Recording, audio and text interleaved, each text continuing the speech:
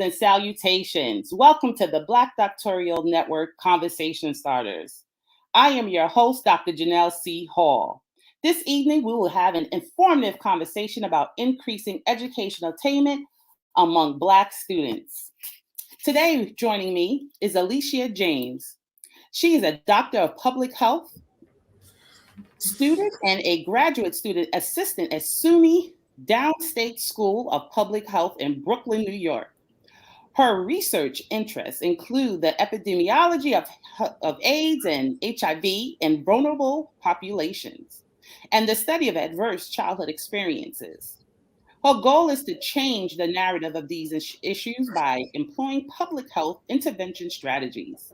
In her free time, she volunteers with Crisis Text Line as a crisis counselor, where she provides text support to individuals in crisis. Welcome, future Dr. James. Thank you. Next, we have Anthony Everett, is an advocate for human rights of Black, Indigenous, and people of color communities. He envisions building and leading a movement of pathetic activists who empowers and mobilize marginalized and oppressed people of holistic social transformation. His work is truly a lifelong commitment to social justice, starting from his own identity and expanding globally. Dr. Everett is focused on moving intersectionality forward. Welcome back, Dr. Everett.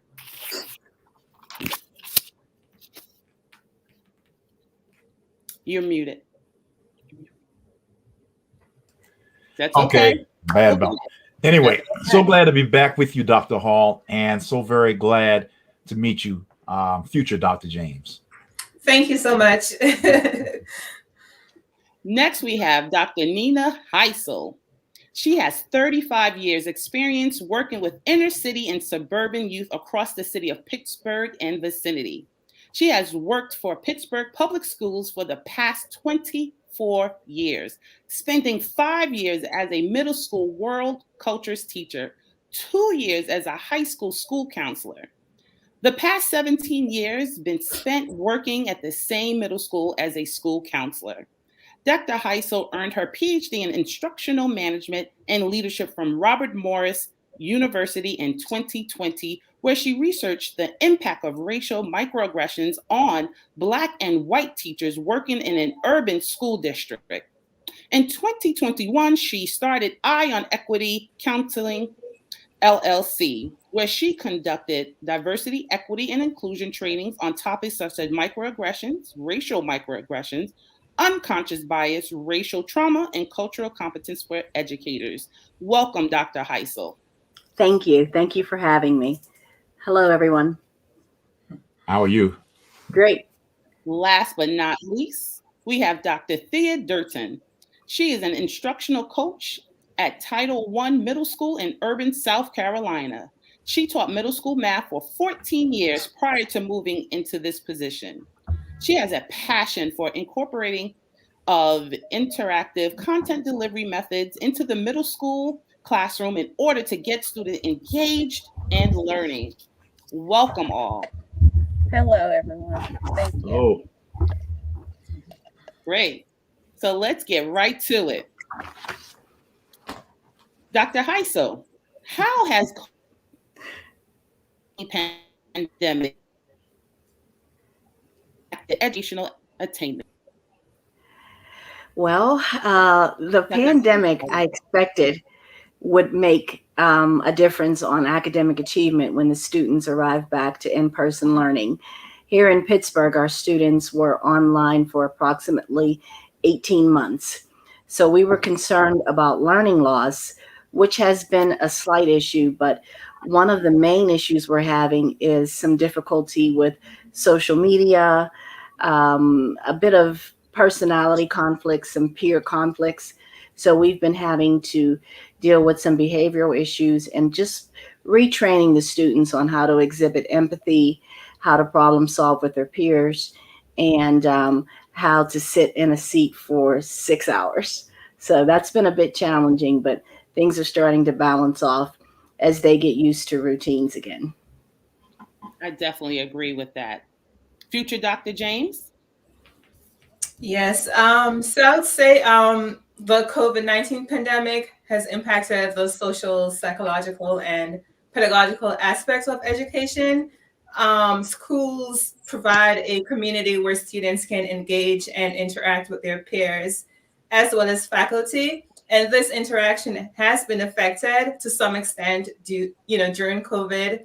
And from a pedagogical standpoint, it is possible that maybe some students fell behind in terms of their academic achievements. So I look at it broader, not only in terms of the content that they missed, but the psychosocial impact as well. So we have to consider that in this discussion. Excellent. Excellent. Dr. Everett?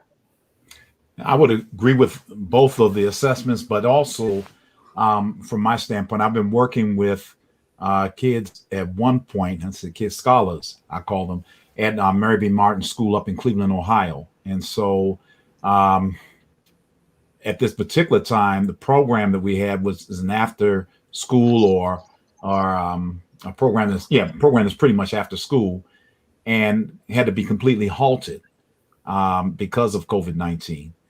The program that we had was one that addressed a lot of the social cultural issues that our children are dealing with, and which normal school curriculum doesn't necessarily address that. And so it's really been a dampening effect on the school, the children more specifically in the school system at Mary B. Martin School. And I can imagine it's the same thing across the country with others as well. Absolutely. Absolutely. Dr. Durton? I would agree with what everyone stated before me. I would also like to add that behaviorally, in addition to the academics, we have noticed a decline in the way that our students are behaving in class. So it's affected them, as someone did state before, in more ways than one. And so it's important that when we are addressing these factors, that we not only address the academic gaps, but also these other gaps as well. Just as a added question, how about character education? What are your thoughts on character education now because of the impact of COVID-19? How would that be a help in the educational school system? Dr. Heisel? I think it's very important. I work at a middle school, and typically in the average day, I would not have had the time to actually meet with students as a group for character education, but definitely their social, emotional, and learning needs have had to be met. Fortunately, I have an administrator who is concerned about the teachers getting through their curriculum, but she's also concerned about building culture within the classroom, reestablishing rules, policies, and procedures.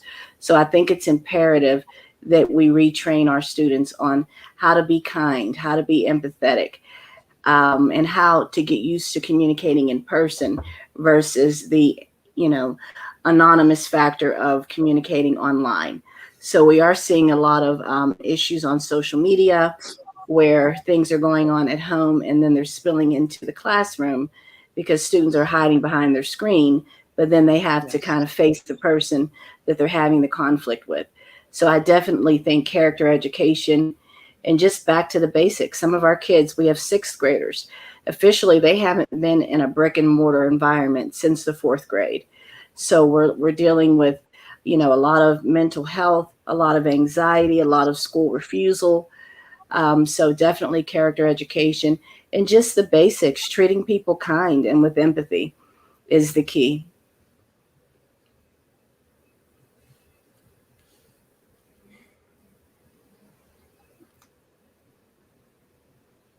Thank you.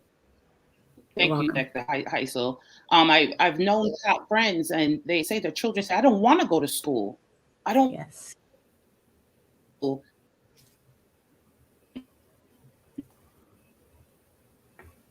They're not following any direct, and it's really, really they're mean to each other. All they're very mean to each other as well. So definitely a lot of social emotional in character ed. Dr. Eric? Yeah, well, I would agree. I think that character education is going to be extremely important, and part of what we've dealt with, and when I say this, this after school program that we created, and when I talk about that coming out of the church, the focus there is one in which we had a cultural and faith-based focus. So the kindness and those types of things that you're talking about are extremely important. The other part is the socialization and the way that we socialize. So it's a bit different than what you would find in the day-to-day normal school. And when I say that, it's more the concept of it's what we have is a takeoff from the freedom schools. It's called the Freedom Leadership Academy. And so we created this Freedom Leadership Academy that has a different way of socializing than what they would normally be doing in the school, which we find that very effective for African American and Latino children. And so, but I think even with all of that, we have to consider, how COVID-19 affects us. We're like we're the backup team to what the teachers are doing during the day, and we have to think through what it is. How do we also do things a bit differently than we've done them in the past? Right. Absolutely. Right. Dr. Durton? In our school, we have been very focused on SEL. Every student in the building gets SEL training and is able to meet with a guidance counselor as needed. We have mental health therapists in our building because we are a Title I school. Mm-hmm. What we've seen specifically is that our students are very influential. Right. Not only peer pressure, but also, as someone mentioned before, social media. Yes. Our school and our students were very involved in the TikTok trends, in which they were destroying property. They were stealing things that had no value. So it was a rough adjustment period. Thankfully, things are smoothing out now. I would like to think that was because of this intensive SEL effort that we were involved in. So it's just been, SEL has been very important, making sure our students are supported in all areas.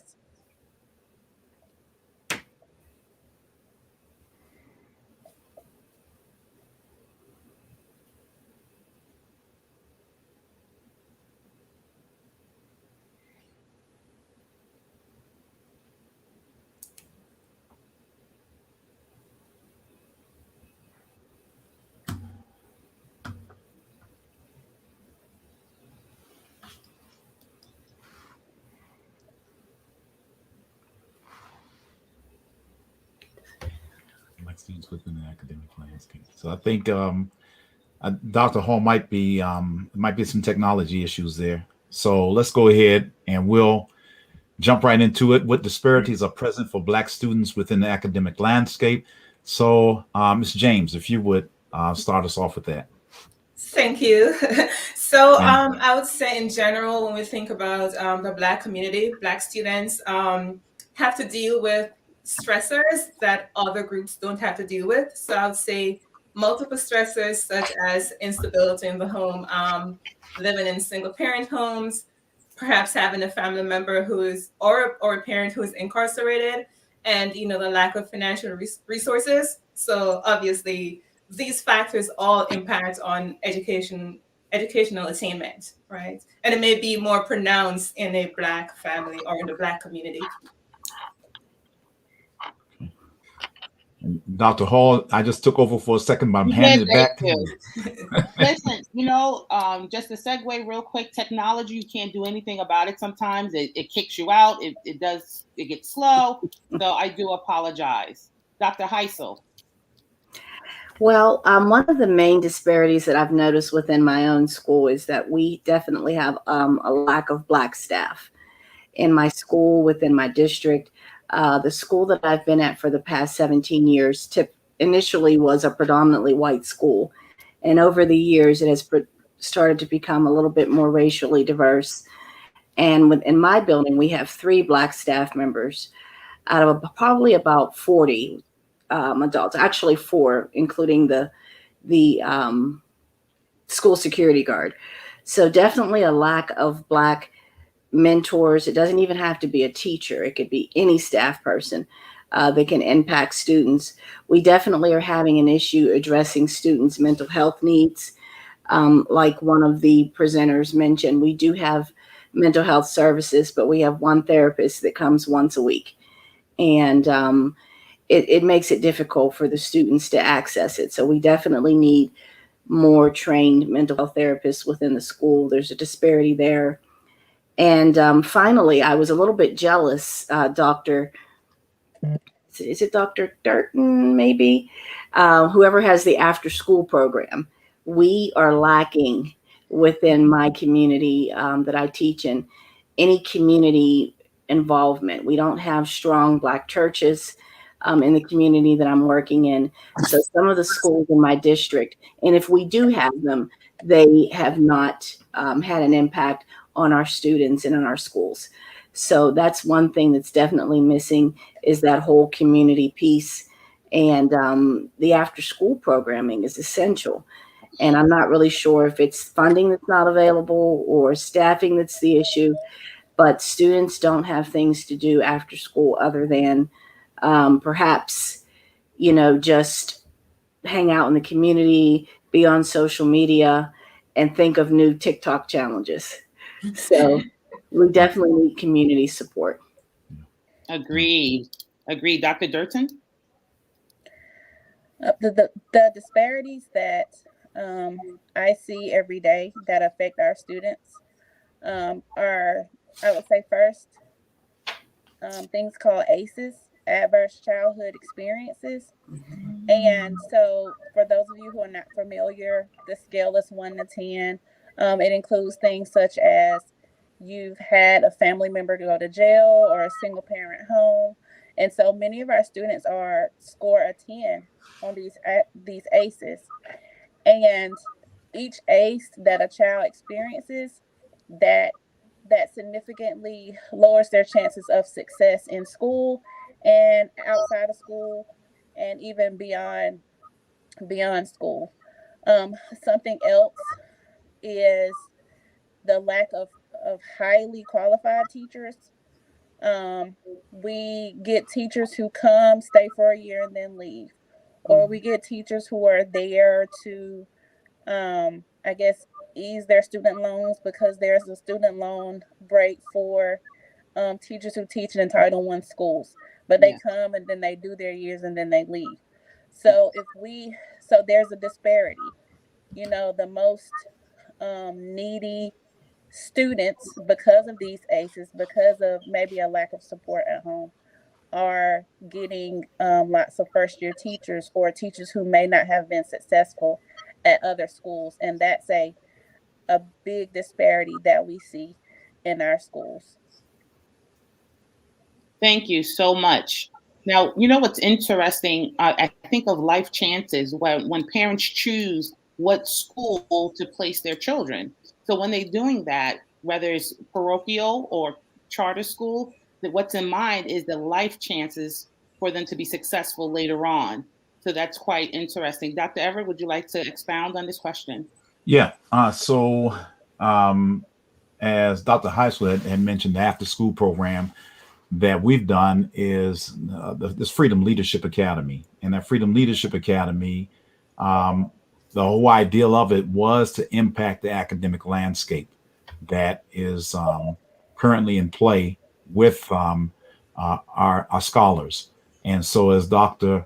Durton had mentioned about ACEs, this is the first time I've heard the term because I'm not an educational professional, so this is helpful for me when I hear these terms. But if we look at Mary B. Martin School in Cleveland, this is clear example. This particular school is in an impoverished area. It's in the Huff neighborhood where they had the 1966 uprisings, and Martin Luther King came there, and they've had a lot of different things go on, but it's pretty much a demolished community. And you can walk down the street and there's Cleveland Clinic, and Cleveland Clinic is expanding and growing, but there's no support for the children other than some small things that might happen, that take place, some activities and what have you, Same thing with Case Western Reserve University. They're all there. The schools are based on the taxes in the community. And because they're based on the taxes in the community, they don't receive the support because Cleveland Clinic is not providing the taxes, and neither is Case Western Reserve University. And then my church is located between the two of them and was not paying any, churches don't pay taxes. And so, but the idea for us was we made an investment of $20,000 to go ahead and fund this program so that we would do something that's going to impact our children. We know historically that edukicide is a major problem in the academic community for children of color, Black, Indigenous, and children of color. And so we've got to address that and change that academic landscape. And I really see it as transforming. And I'm thankful for what all the educators here are doing. I think you're doing what you're in the front line, you're doing the work. But it takes those people in the community, those people in the organizations, and say, hey, I've got agency to go ahead and do something different than what's been happening in the past, and have some care and love for these children in our community. So that's my answer to that. Thank you. The next question I have, do you think that the current educational system provides the necessary foundation for Black students? It's future Dr. James. Yes. So I think to some extent there has been progress, but the achievement gap is still evident. And, it will take more than the educational system alone. Multiple systems within our society need to provide the appropriate resources for the Black community in general so that they can succeed, in the educational setting. Thank you.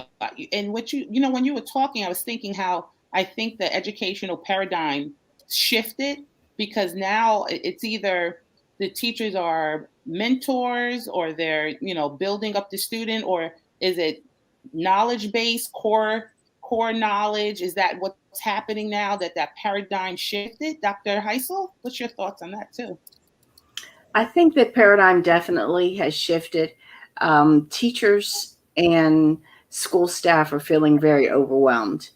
In addition to having the stress of standardized testing, the stress of getting through a curriculum, many of them are really starting to realize that unless we deal with these behavioral concerns or these mental health concerns, these children will not be able to be successful within the classroom, because that's what their focus is going to, to be on. And although I think that most school systems, their intention is good, I do think that they need to, if they really want to end the racial achievement gap, they need to stop ignoring the elephant in the room and deal with the unconscious biases that are happening, the racial microaggressions that are occurring. And they need to really sit down and have a committee of people that review the policies, the rules, and the programming in an effort to eliminate institutional and systemic racism. So they need to invite a diverse group of people to the table to have a more equitable lens on what's going on, to examine these policies. Because oftentimes a person of color may, notice that a particular law or a particular policy, it can be, detrimental to a student of color. And perhaps a white educator might not see it from that lens. So more people need to be invited to the table to make important decision-making within the school system. And if I might add, they also need to come to the table with an equitable mindset. Yes, not a deficit-based mindset, which is something that our administrator has trained our staff on, is to think of students as more of an asset-based versus a deficit-based. And then the other thing is, we were talking about the lack of teachers and staff of color. In addition, and one of the other speakers mentioned, some of the teachers may come and stay a year. So in order to do anti-racist work, you have to actively, instead of just saying that I'm not a racist, you have to actively put the policies in place, walk the walk, instead of just talking it, and recruit these teachers, retain them, and provide them with the support that they need working within the environment. Thank you for that. Dr. Everett. I agree with that. All that was just said wholeheartedly. The only exception that I would say is that, and just from, again, not coming from an education background, but coming from the community focus, I see the problem that we have, not one of an academic gap, but an academic disparity. And I say that from the sense that, for the most part, what I've seen is that the gap focuses in on that there's a problem with these kids, and there's a problem, that Black and Hispanic kids have that the white and Asian kids don't have. And when I think of a disparity, I think there's a problem with the overall system. That's where the major problem is. So I think systemic racism historically has been a major part of all of this, from the standpoint that, at one time, Black people were enslaved and weren't allowed to learn, or were only allowed to learn what it is they needed to do their job. And I think that's the major debate between, when we look at Booker T. Washington and W.E. Du Bois. And you see the two of them, and they're thinking, one is industrial education, one is focused on critical education. And I think that when we think more in terms of our children learning to be critically educated and to be able to think in those terms, then we're not only talking about children that will be able to become computer science majors and doctors and lawyers, but children that can actually see the entire system, if I may, and how to transform that system, how to make it different, and based upon where they've come from and their background. So that's kind of how I see it. Excellent. Dr. Durton? I would say that with the paradigm shift, as you guys mentioned, that yes, the opportunity is there. The found that is there for our students to be able to benefit and be successful in the educational system. However, some things are missing. One, when I did my research, interactive content delivery methods. So making sure our students are engaged in their learning, not just, lecturing for the entire class period, but making sure that they are engaged and that the information is based in their real lives, so they can see the value in it, so they can work hard to retain it and practice and see the applications and think deeply about it. I also think that an emphasis needs to be placed on relationships between students and teachers, students and other students, students and staff, administration, because when students have those relationships with teachers, the research says they care more. They care more about the studies. They care more about the content, which then comes out in it makes them more successful.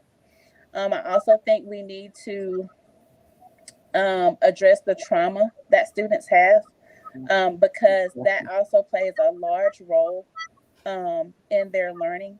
So not just like push it to the side or ignore it as if it isn't there, but just, making space for students who don't have, electricity on, or they can't do their homework at night, or they need extra support, or they need food to take it home so they can, eat and be ready to come to school and learn the next day. So the possibilities are there. It's just things that need to be addressed in order for all of the students to be successful.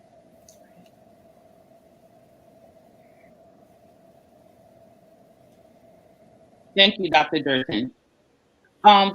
Future Dr. James and Dr. Everett, this next question is for you. What recommendations do you suggest?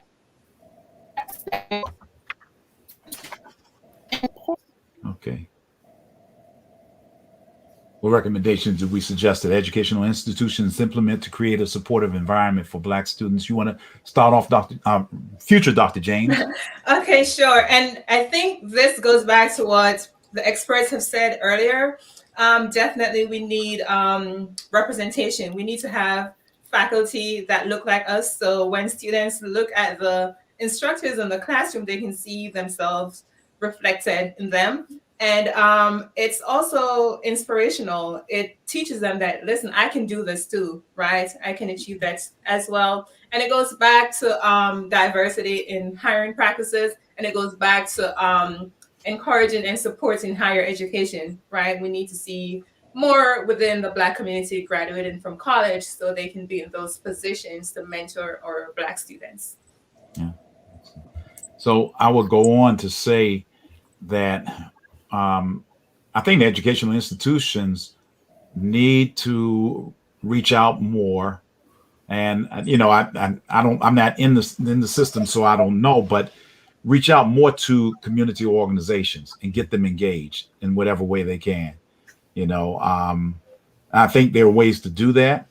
I found 20 grand to go ahead and spend on one semester for just a few kids, So, there are other organizations, there are churches, what have you, that should be able to do that. So I think that has to be a major focus. And with that, there has to be the ability to allow for programming that's organic. I'm sorry. So with the particular program we had, the Freedom Leadership Academy, we engaged our scholars. We had them to list out, okay, these are the rules that we're going by. They were able to express themselves. There's no use your inside voice type of talk, but we recognize there's only one microphone, so who has the microphone now? And I think that schools need to reach out in that sense. And I think it's vice versa, because institutions need to reach into the schools. It's doesn't make any sense that a school that's next to Case Western Reserve University or the Cleveland Clinic isn't the top school in the state or one of the top schools in the country. It doesn't make any sense whatsoever. And so I think that it's a mutual thing. It's not just the institutions, educational institutions, but it's the community organizations as well. Excellent responses. Thank you for that. Dr. Heisel.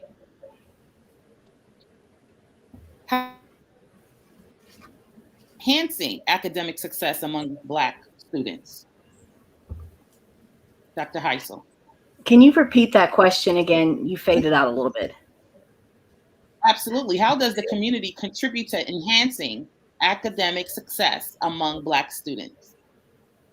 Once again, like Dr. Everett said, definitely the community needs to be more actively involved in supporting local schools, not just local colleges or churches, but also local businesses. Just coming in, getting the clearances, volunteering.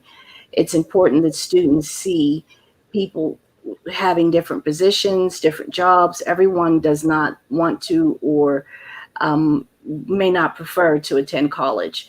So it's important that they see that there are other positions, other jobs that community leaders have, and develop relationships with them.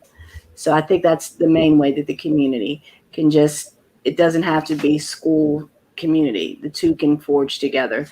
And, we need as many people as we can to put some hands on our lovely children and, give the teachers a little bit of support also, it would definitely raise their self-esteem and raise their, confidence and drive to see that they have the community support. Because once they go behind closed doors, it can be very isolating, especially if you are a staff person of color and you're working in a building that is predominantly white. Teachers do tend to already close their doors, but sometimes you don't have that social aspect and that camaraderie amongst your staff. So having more support within the community would definitely be beneficial to everyone. Thank you. Dr. Durton, please weigh in. I do agree with what the other speakers said. Just allowing our students to see people who look like them in successful roles, doing various things. As Dr. Heisel mentioned, you don't have to go to college. You can be successful, because students feel like college is not for me, so I'm just going to go waste away. But no, there are tons of careers that you can gain and make a good profit from going to technical school or community college, or going to our high school offers certifications, so you can graduate and go to work making tons of money, more than teachers make. So just allowing students to see that there is more out there. There's more than our little town or our big city, that they can go out and just have fun in and be themselves and find themselves in. And that is inspirational. So when you see a student that realizes that they can see themselves going places and growing, that is when the light bulb comes on, and they're like, hey, I can really do this thing. I don't have to do it this particular way. I can do it this other way that is more suited to my needs and skills.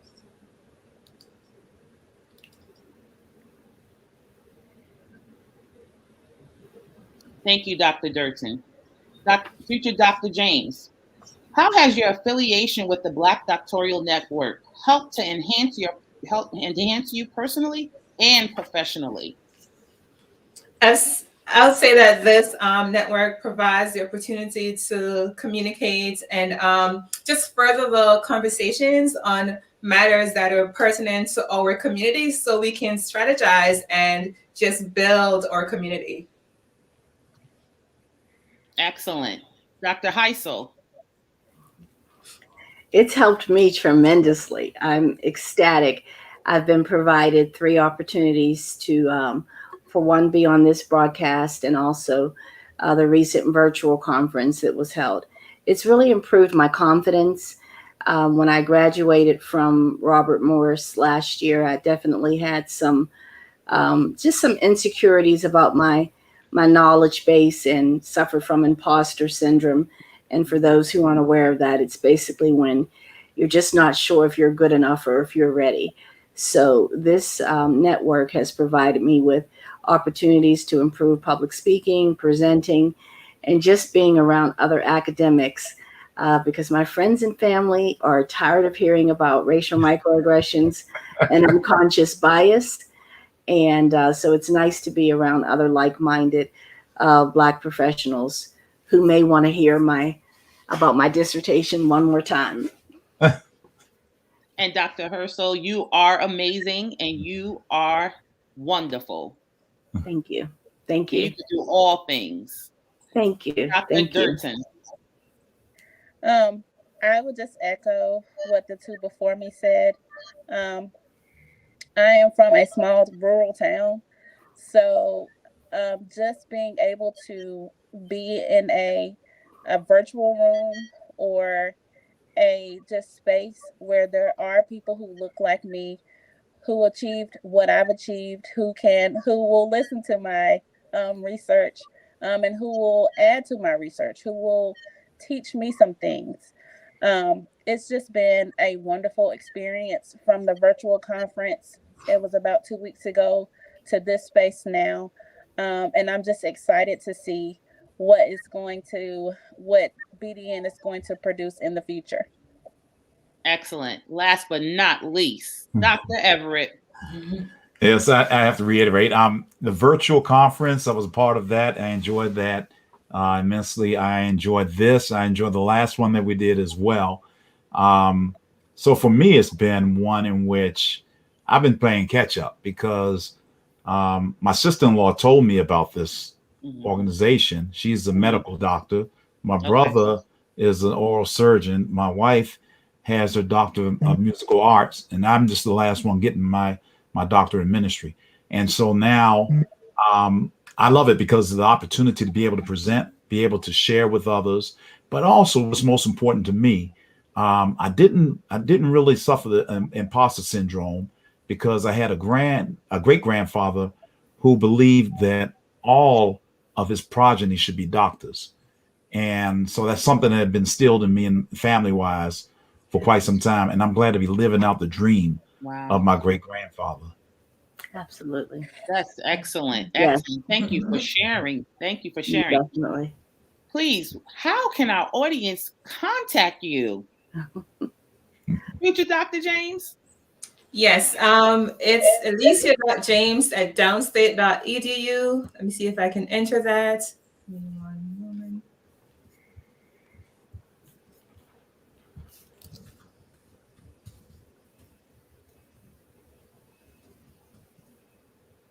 Okay, so it is there, alicia.james@downstate.edu. That's my email address. Excellent. Dr. Durton? So my email is Dr. Theod Durton @gmail.com. Also, Facilitating Chaos is how you can reach me on Facebook and Instagram. Thank you. Dr. Everett? You can reach me at dreverett@consultant.com. That's the quickest way to get me. Thank you. And Dr. Heisel? I can be reached at Nina Heisel, NENAHISLE @Yahoo, or also check me out on my website, which is www.ionequityconsulting.com. Joining me tonight. We exchanged great information, great dialogue. I truly, truly appreciate each and every one of you. Thank you, thank you, thank you. I'm sure the audience is echoing the same sentiments. I do like to share out that please join us for the Black Doctorial Network for our weekly events, our Black Doctors podcast and Becoming Doctor and Conversation Starters. Please join us on all our social media handles, Instagram, Twitter, oh my goodness, Facebook, Indeed, everywhere. And we will see you next week. Thank you.